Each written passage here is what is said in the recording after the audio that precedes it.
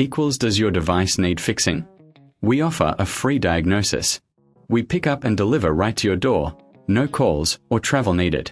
We send you a quote before repairing, and only go ahead if you approve it. Easy, transparent, and professional. Link in description. Start by gathering your tools.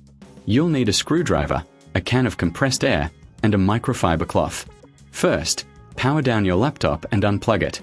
Remove the screws from the back panel. Keep them in a safe place. Carefully lift the panel off to access the internal components. Use the compressed air to blow out any dust from the fans and vents. This helps prevent overheating. Next, take the microfiber cloth and gently wipe down the surfaces. Look for any signs of wear or damage. A visual inspection is crucial. If you notice anything unusual, consider a professional diagnosis without obligation. Once you're done cleaning, replace the back panel and secure it with the screws.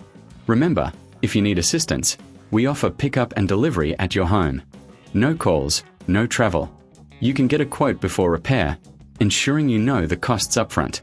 Regular maintenance keeps your Alienware running smoothly and extends its lifespan. Does your device need fixing?